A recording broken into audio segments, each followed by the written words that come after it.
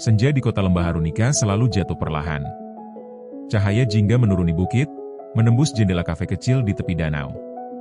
Di sanalah kisah ini bermula, di sebuah tempat bernama Kopi Awan, tempat orang datang untuk menenangkan hati atau justru menambah luka. Di balik meja bar, Sena, perempuan 27 tahun dengan rambut hitam bergelombang, sedang membuat latte untuk pelanggan terakhir sore itu. Kafe kecil itu miliknya sendiri. Tempat ia merangkai ulang hidup setelah kehilangan banyak hal. Ibunya, mantan calon suami, dan rumah masa kecilnya.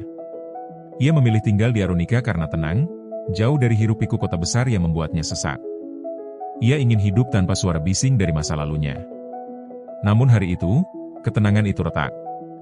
Pintu kafe terbuka. Angin sore masuk membawa aroma tanah basah dan suara langkah kaki yang familiar. Sena mengangkat kepala dan nyaris menjatuhkan gelas yang ia pegang. "Raka?" Lelaki itu berdiri dengan setengah gugup. Mantan tunangannya. Sosok yang pernah hampir ia nikahi sebelum ia memutus segalanya setahun lalu. Raka terlihat berbeda, lebih kurus, wajahnya letih, namun matanya masih sama, mata yang dulu membuat Sena merasa aman. "Aku mampir untuk lihat kamu," kata Raka perlahan. "Dan minta maaf." "Lagi." Sena menelan salivanya. Udara seakan menipis. Raka dahulu mengkhianatinya. Bukan dengan orang lain, tapi dengan ambisinya sendiri. Ia memaksakan pernikahan, memaksakan mimpi keluarga mapan, memaksa Sena mengikuti hidup yang bukan miliknya. Sena merasa tercekik. Dan ia lari. Namun melihat Raka lagi hari itu menimbulkan sesuatu yang tidak ingin ia akui, rasa nyaman yang masih tersisa. "Kopi hitam?" Sena bertanya singkat. Raka mengangguk. Seakan belum ada jarak ribuan hari di antara mereka. Belum sempat suasana menghangat, pintu kafe terbuka lagi. Seorang lelaki Jepang berjaket denim masuk sambil tersenyum lebar. "Konbanwa, Sena-san." Jiro, wisatawan yang sudah 2 bulan menetap di Harunika. Laki-laki ceria yang sering duduk di pojok kafe sambil melukis pemandangan danau. Jiro hadir sebagai angin segar. Ceroboh, spontan, dan penuh energi. Ia sering mengobrol dengan Sena seolah mereka sahabat lama. Dan akhir-akhir ini, tatapan Jiro padanya mulai berbeda. Jiro menatap Raka lalu kembali ke Sena. "Ada tamu spesial ya?" Raka mengamati Jiro. Rautnya berubah. "Temanmu?" Sena mengangguk. "Pelanggan tetap." Jiro tertawa. "Pelanggan yang suka kembali ke sini karena baristanya cantik." Raka menegang. Sena terdiam. Hening memenuhi ruangan. Tiba-tiba, Harunika yang selalu damai terasa penuh badai. Malam turun. Pelanggan lain sudah pergi. Tinggal 3 manusia dan perasaan yang menggantung di udara. Raka memecah hening. "Sena, aku ingin bicara."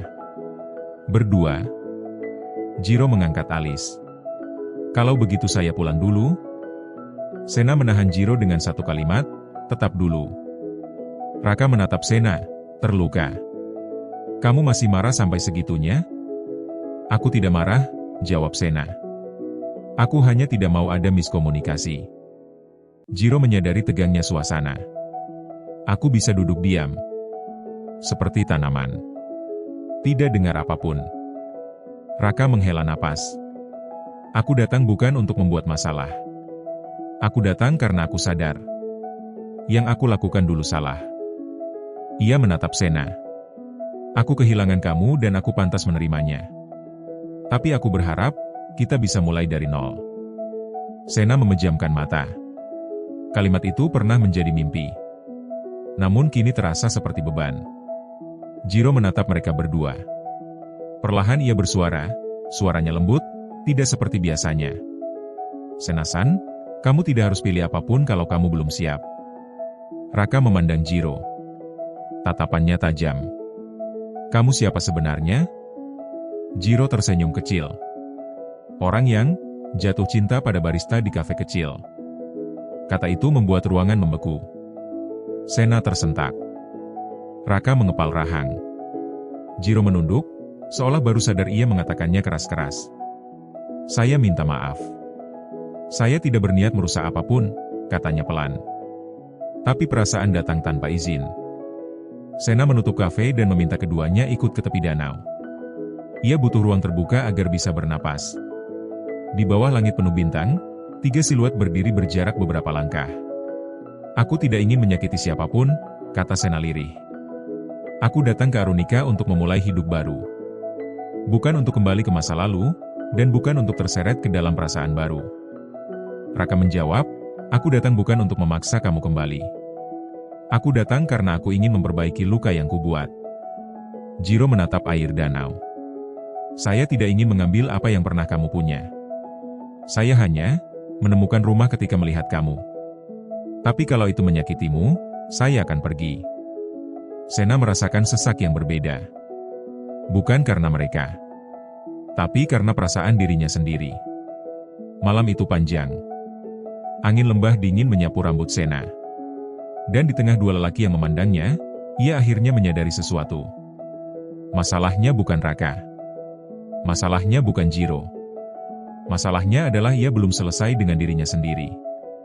Ia melangkah sedikit ke depan. Dengar baik-baik. Aku tidak akan memilih hari ini. Raka menahan napas. Jiro mengangguk pelan. Aku butuh waktu untuk membangun hidupku sendiri. Kalian berdua hadir membawa hal-hal yang berbeda, kenyamanan dan kegembiraan. Tapi aku tidak sedang mencari keduanya.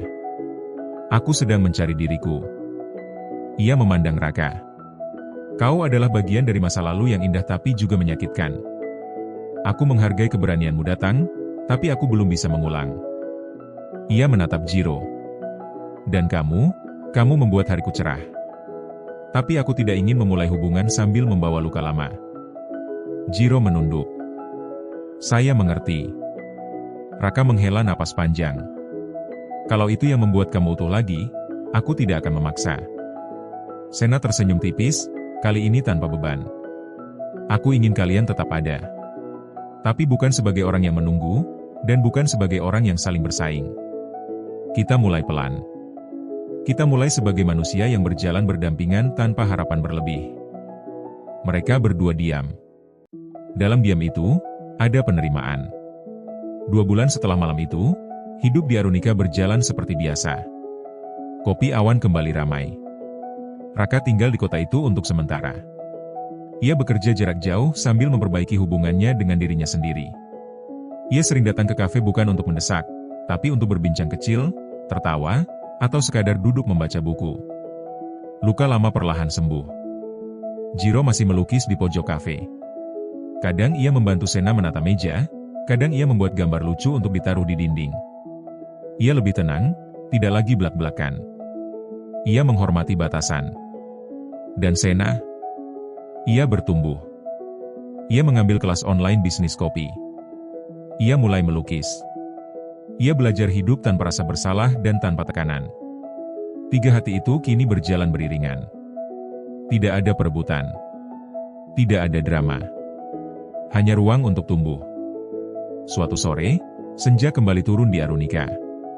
Raka sedang membaca. Jiro melukis. Sena menyapu lantai dengan lagu pelan yang mengalun. 3 sosok yang dulu hancur oleh perasaan kini berdiri di tempat yang sama, namun dengan hati yang lebih jujur. Tidak ada yang tahu siapa yang akhirnya akan bersama siapa. Mungkin Raka dan Sena akan menemukan versi baru yang lebih dewasa. Mungkin Jiro akan menjadi cahaya yang menetap. Mungkin tidak keduanya. Yang jelas, untuk pertama kalinya dalam hidupnya, Sena merasa damai. Karena cinta tidak selalu harus memilih. Kadang, cinta adalah proses belajar untuk kembali mencintai diri sendiri. Dan itu adalah awal yang sebenarnya.